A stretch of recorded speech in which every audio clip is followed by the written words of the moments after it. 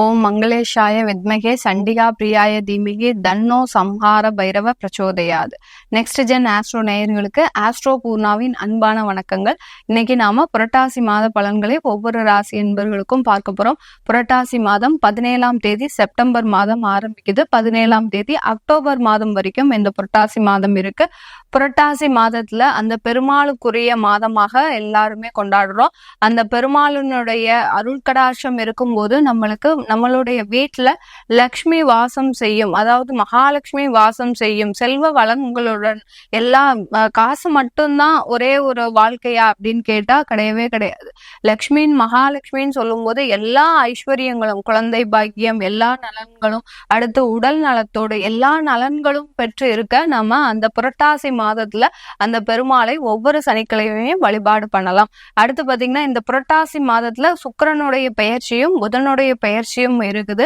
2 கட்டமாக இந்த கிரகங்கள் பெயர்ச்சி ஆகின்றன. இந்த புரட்டாசி மாதத்துல இன்னொரு மிக விசேஷமான ஒரு திருநாள் பாத்தீங்கன்னா மாலயபட்சம். மாலயபட்சம்னாலே நிறைய பேருக்கு தெரியாது. அது என்னது மேடம் அப்படின்னு கேட்கும்போது, மகாலயபட்சம்ன்றது பாத்தீங்கன்னா முன்னோர்களுக்கு செய்ய வேண்டிய கடமைகளை, கர்மாக்களை யாராவது தவற விட்டுருந்தாங்கன்னா, அதாவது அம்மா அப்பா இறந்திருப்பாங்க, இல்ல தாத்தா பாட்டி இறந்திருப்பாங்க, நமக்கு அவங்களுடைய காரியங்களையோ இல்ல அவங்களுடைய கடமைகளையோ செய்ய தவற விட்டுருந்தோம்னா இந்த மகாலயபட்சத்துல நம்ம அந்த 15 நாள் வரக்கூடிய அந்த திதியில செய்யும் போது அதற்குண்டான தோஷங்கள் நிவர்த்திகள் அடைவதற்கு உண்டான ஒரு நேரமாக இருக்கும்.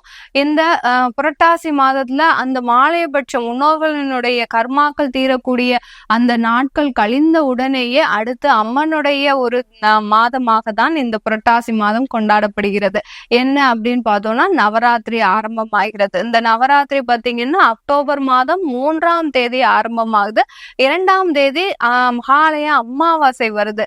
இந்த அமாவாசை பாத்தீங்கன்னா இந்த மாதத்துல பாத்தீங்கன்னா சூரியனும் சந்திரனும் கேதுவோடு சேர்ந்து இருக்கும் போது இது கிரகணமாக நிர்ணயிக்கப்படுகிறது. இந்த கிரகணம் நம்ம எதுக்கு பாதிக்கப்படுமான்னு கேட்டீங்கன்னா எந்த விதமான பாதிப்பும் கிடையாது. ஆனா கோள்கள் மூலமாக அந்த 2 கிரகங்களும் கேதுவோட சேர்ந்து இருக்கும் போது இந்த அமாவாசை மிக சிறப்பு வாய்ந்த அமாவாசை. இன்று எப்போதுமே நம்ம நவராத்திரி ஆரம்பிக்கும் போது அமாவாசையில தான் ஆரம்பிப்போம். ஆனா இந்த தடவை பாத்தீங்கன்னா உங்களுக்கு கிரகணத்தோட ஆரம்பிக்கிறதுனால நீங்க மறுநாள் பிரதமை அன்னைக்கு அந்த பிரதமை முடிஞ்சதுக்கு அப்புறம் மாலை பொழுதுல 6 மணிக்கு மேலேயோ இல்ல 8 மணிக்கு மேலேயோ ஒரு கலசத்தை மாத்திரம் வச்சு உங்க வீட்டுல அந்த நவராத்திரியான ஒரு மிக சிறப்பு வாய்ந்த ஒரு விசேஷத்தை நீங்க உங்க வீட்டுல ஆரம்பிக்கலாம். இந்த நவராத்திரி எப்போ முடியுது அப்படின்னு பார்க்கும்போது இந்த நவராத்திரி ஆகப்பட்டது உங்களுக்கு 12ஆம் தேதி விஜயதசமியோட அந்த நவராத்திரி ஆகப்பட்டது முடிவுக்கு வருது. அடுத்து திரும்ப இந்த மாதத்துல இன்னும் ஒரு சிறப்பு ஒரு பூஜை பண்றதுக்கு உகந்த நாள் பாத்தீங்கன்னா பௌர்ணமி 2 நாட்களாக வருது. 17 மாதமும் அடுத்து 17 அக்டோபர் மாதமும் 2 நாட்கள் இந்த புரட்டாசி மாதத்திலேயே வருது. அதிகமான கடன் இருப்பவர்களோ எல்லா ராசி என்பவர்களும் அதிகமான கடன் இருக்கு, அதிகமான தடைகள் தாமதங்கள் இருக்கு, குடும்பத்துல சில பிரச்சனைகள் இருக்கு அப்படின்னு நினைக்கக்கூடியவர்கள் இந்த புரட்டாசி மாதத்துல வரக்கூடிய அந்த பௌர்ணமி அன்னைக்கு சத்யநாராயண பூஜை பண்ணி வழிபாடு பண்ணுங்க. கண்டிப்பா உங்களுடைய கடன் தொந்தரவுல இருந்து விலகுவதற்கும் உங்களுடைய தோஷங்களிலிருந்து நிவர்த்தி ஆகுவதற்கும் உண்டான ஒரு சரியான ஒரு நேரமாக தான் இருக்க போது இந்த புரட்டாசி மாதம். இந்த புரட்டாசி மாதத்துல என்னென்ன மாதிரியான ஒரு மாற்றங்கள் ஒவ்வொரு ராசி அன்பர்களுக்கும் கிடைக்க போகுதுன்றத நம்ம இந்த பதிவுல தெளிவா பார்க்க போறோம். மீன ராசி அன்பர்களுக்கு புரட்டாசி மாத கிரக அடைவுகள் பார்க்கும்போது ராசியிலேயே ராகு பகவான், ராசிக்கு 3ஆம் இடத்துல குரு பகவான், ராசிக்கு 4ஆம் இடத்துல செவ்வாய் பகவான், 6ஆம் இடத்துல புதன் பகவான், 7ஆம் இடத்துல சூரியன், சுக்கிரன், கேது, 12ஆம் இடத்துல சனி வக்ர நிலைமையிலோட இருக்கிறார். இந்த மீனராசி அன்பர்களுக்கு புரட்டாசி மாத கிரக அடைவுகள். இந்த ஒவ்வொரு கிரகங்களும் ஒவ்வொரு மாதம் மாறும் போது இந்த மீனராசி அன்பர்களுக்கு எந்த விதமான ஒரு மாற்றமும் இல்லைங்க. எங்களுக்கு போட்ட கல்லு போட்ட மாதிரியே இருக்கு, எந்த விதமான வளர்ச்சியும் இல்லை, வருமானம் இல்லை, தடைகள் எல்லாம் அதிகமாக வந்துகிட்டே இருக்கே ஒழிய எங்களால அந்த தடைகள்ல இருந்து வெளியில வர முடியாத ஒரு சூழ்நிலையில இருக்கிறோம் அப்படின்னு நினைக்கிறவங்க, உங்களுக்கு உண்டான ஒரு பிரச்சனைகள் பாத்தீங்கன்னா உங்க மன ரீதியாக நீங்க ஒரு நம்பிக்கை இழந்து இருக்கிறீங்க. மீனராசி அன்பர்கள் பாத்தீங்கன்னா சீக்கிரமா சென்சிட்டிவா ஆயிடுவீங்க. யாராவது ஏதாவது சொன்னாங்கன்னா அதை நம்ம செய்ய முடியாது போல இருக்கு, அந்த மாதிரியாக சீக்கிரமா உங்களை அசைக்கக்கூடிய நபர்கள் அதிகமாக இருக்கிறாங்க. அவர்களுடைய பேச்சை கேட்டு கேட்டு நம்மளால இது செய்ய முடியாது, நம்மளால அது செய்ய முடியாது அப்படின்ற ஒரு எண்ணம் உங்களுக்கு தலை தூக்கி இருக்கு. அதாவது உங்களால அந்த இழந்த வாழ்க்கையை மீட்டெடுக்க முடியாதுன்ற ஒரு எண்ணம் உங்களோட ராசியில ஓடிக்கிட்டே இருக்கிறதுனால உங்களுக்கு இந்த மாதிரியான ஒரு சூழ்நிலைகள் இருக்குது. ஆனா கோச்சார நிலவரப்படி இந்த மீனராசி அன்பர்களுக்கு எல்லாருக்குமே பாத்தீங்கன்னா ஒரு நல்ல பலாபலன்கள் நிறைய பேருக்கு கிடைச்சிக்கிட்டே இருக்கு. சில பேருக்கு குரு வழிபாடு பாத்தீங்கன்னா நல்ல ஒரு மாற்றத்தை கொடுக்குது. சில பேருக்கு திருச்செந்தூர் முருகன் வழிபாடு நல்ல ஒரு சக்சஸ்ஃபுல்லான ஒரு வாழ்க்கையை கொடுத்துட்டு இருக்குது. நிறைய மீனராசி அன்பர்கள் தன்னுடைய வாழ்க்கையில அடுத்தடுத்து ஒரு வெற்றியை தான் அடைகிறார்களே ஒழிய ஒரு தோல்வியை சந்திக்காத ஒரு நபர்களாக தான் இருக்கிறாங்க. சில மீனராசி அன்பர்கள் மட்டுமே தன்னுடைய வாழ்க்கையில தோல்வியை மட்டுமே சந்திச்சுட்டு இருக்கக்கூடிய அன்பர்களாக இருக்கிறீங்க. ஏன்னா உங்களுடைய குணாதிசயங்கள் அப்படி பிறரை வாழ வைத்து தான் இழந்தாலும் பரவாயில்ல, தன்னுடைய வாழ்க்கை போனாலும் பரவாயில்லன்னு சொல்லிட்டு பிறரை வாழ வைக்கும் ஒரு நோக்கமாகவே தான் இருந்துட்டு இருக்கிறீங்க. உங்களுடைய குடும்பத்தாரை வாழ வச்சீங்க, உங்களுடைய உறவினர்களை வாழ வச்சீங்க, உங்களுடைய நண்பர்கள், தெரிந்த நண்பர்களுடைய வாழ்க்கைக்காக அதிகமாக போராடினீங்க. அவன் எப்படியாவது நல்ல ஒரு வாழ்க்கை வாழ்ந்துடணும் அப்படின்னு நினைச்சு நீங்க போராடினீங்க. இன்னைக்கு நேரத்துக்கு அவர் நல்லா இருக்கிறார். ஆனா உங்களுடைய வாழ்க்கை என்ன பாத்தீங்கன்னா ஒரு யாருமே இல்லாத ஒரு நிர்கதியாக இருக்கக்கூடிய ஒரு தனிமரமாக தான் இருக்கிறீங்க நீங்க மீனராசி அன்பர்கள். இப்படிப்பட்ட இந்த மீனராசி அன்பர்களுக்கு இந்த புரட்டாசி மாதம் ஒரு நல்ல ஒரு மாற்றங்களை கொடுக்கக்கூடிய ஒரு மாதமாக தான் இருக்க போகுது.